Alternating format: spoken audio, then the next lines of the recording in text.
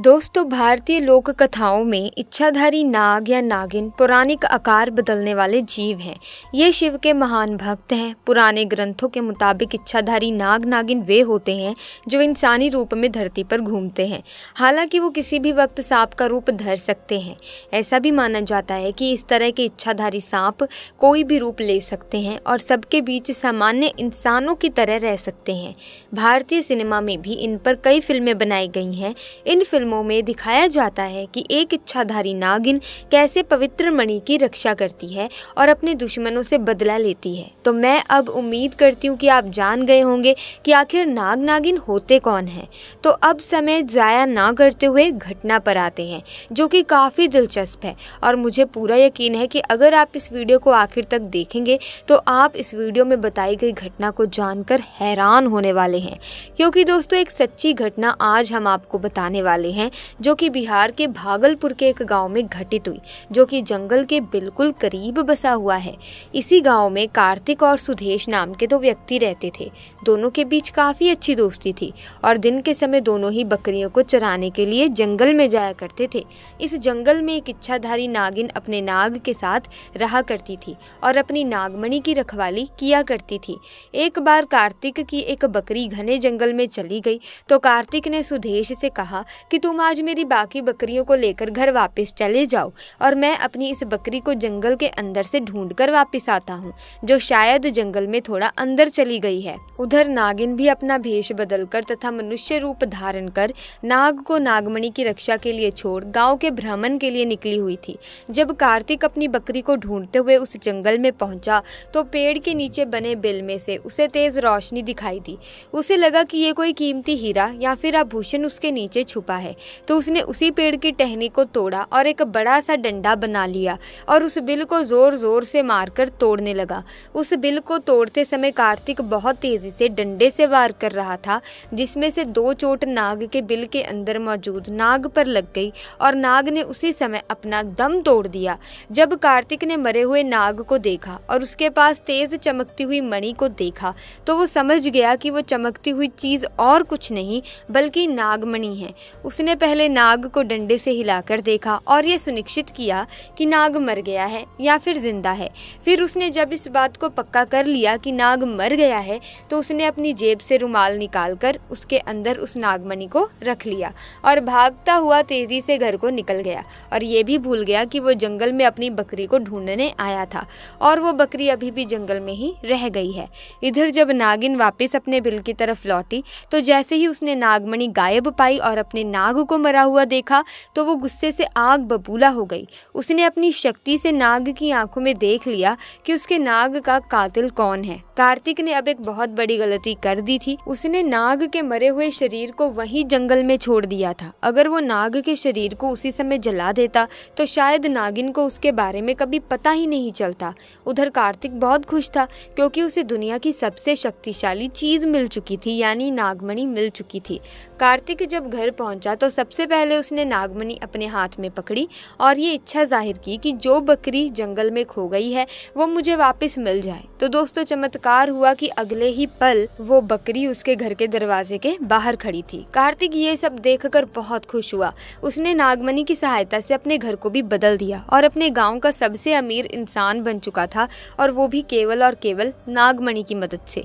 अपने नाग की हत्या का बदला लेने के लिए नागिन आग बबूला हो उठी, परंतु वो विवश थी क्योंकि कार्तिक के पास उसकी नागमणि जो थी और वो तब तक कार्तिक को नुकसान नहीं पहुंचा सकती थी जब तक उसके पास वो नागमणि मौजूद है। दोस्तों, कहते हैं कि इच्छाधारी नागिन बगैर नागमणि के कोई भी रूप धारण कर सकती है। अपनी शक्ति का फायदा उठाकर नागिन ने एक सुंदर कन्या का रूप धारण किया और कार्तिक जब किसी काम से दूसरे गांव जा रहा था तो उसके बीच रास्ते में बैठ गई और रोने लगी। जब कार्तिक ने देखा कि एक बहुत ही सुंदर स्त्री रो रही है तो वो तुरंत बैलगाड़ी से नीचे उतरा और उस कन्या से पूछने लगा कि आप क्यों रो रही हो। लड़की के भेष में उतरी उस नागिन ने कहा कि मेरा नाम दिव्या है और मैं अपने पति के साथ दूसरे गांव में रहती हूँ, परंतु कल वो एक कन्या के साथ शादी करके आ गया और मुझे धक्के मार के घर से बाहर निकाल दिया। मैं बेसहारा हूँ, लाचार हूँ। कार्तिक को उस स्त्री पर तरस आ गया और उसकी सुंदरता से कार्तिक बहुत ज्यादा मोहित भी हुआ और उसे अपने घर ले गया। धीरे धीरे नागिन और कार्तिक के बीच में दोस्ती शुरू हो गई और ये ये दोस्ती इतनी गहरी होती चली गई कि कार्तिक को पता ही नहीं चला कि कब वो उस स्त्री के प्यार में फंस चुका था। एक दिन कार्तिक और दिव्या यानी कि वो नागिन दोनों घूमने के लिए गए और एक जगह एकांत पाकर दिव्या ने कार्तिक से पूछा कि तुम्हारे गले में ये चमकती हुई चीज़ क्या है।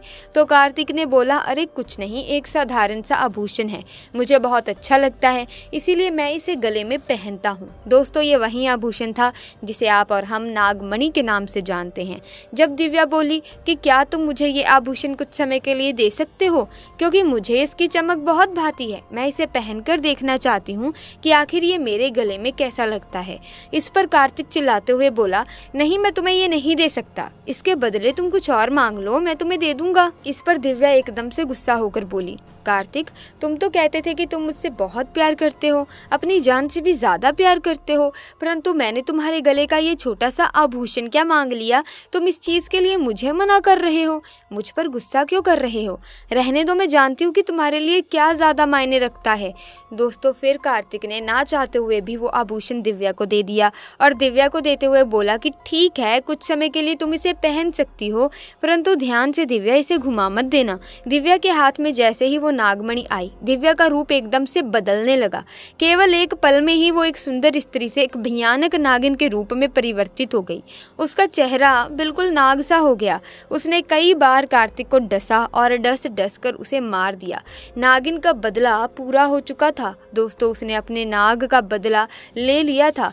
तब से ये नागिन इसी गांव में अपने नाग के लिए 500 सालों से आज भी जिंदा है। इसके बाद से वहाँ कुछ ऐसी घटनाएं सुनने में आई हैं जिसे सुनकर हर कोई हैरान है। वहाँ के स्थानीय लोगों का कहना है कि उन्होंने एक नागिन को महादेव की पूजा करते देखा और इसके बाद अचानक वो नागिन कहाँ गायब हो जाती है, किसी को नहीं मालूम। जब इस बारे में गांव के मंदिर के पुजारी जी से बात की गई तो मंदिर के पुजारी का कहना है कि अपने नाग की मौत के बाद से ही नागिन भयंकर रूप धारण करके अपने नाग को ढूंढ रही है और जिस तरह से पिछले 500 सालों से महादेव की पूजा करती थी, आज भी वही करती आ रही है। नागिन इस मंदिर में आती है और भगवान शिव से अपनी प्रार्थना कर बिना किसी को नुकसान पहुंचाए चली जाती है। आज भी लोग कहते हैं कि तकरीबन 500 साल से नागिन इस मंदिर में रह रही है। सो प्यारे दोस्तों, कभी भी एक नागिन के नाग को मारना नहीं चाहिए, क्योंकि हमें पता है कि इन दोनों का प्रेम अटूट होता है, दोनों एक दूसरे के बिना नहीं रह सकते। ऐसे में जब आप एक को मार देते हैं तो दूसरा फिर बदला जरूर लेता है। इसीलिए कभी भी नाग नागिन के जोड़े को परेशान नहीं करना चाहिए, इन्हें मारना नहीं चाहिए। अगर कहीं पर भी आपको नाग नागिन का जोड़ा दिख जाए तो उन्हें हमेशा भगाने की कोशिश करें, ना कि मारने की। अगर आपसे वो भगाए भी नहीं जा रहे हैं तो आप स्नेक रेस्क्यू टीम को बुलाइए, वो खुद इन नाग नागिन को कहीं दूर सुरक्षित जगह ले जाकर छोड़ देंगे, लेकिन आप इन्हें मारने की कोशिश भूलकर भी मत कीजिएगा। इसी के साथ आज की वीडियो में बस इतना ही। आपको ये घटना कैसी लगी कमेंट्स में ज़रूर बताना। साथ ही इस वीडियो को लाइक करें, शेयर करें, चैनल को सब्सक्राइब करके बेल आइकन को प्रेस कीजिए ताकि नए वीडियोस की अपडेट आपको मिलती रहे। हम मिलेंगे जल्द ही, तब तक के लिए आपका बहुत बहुत धन्यवाद।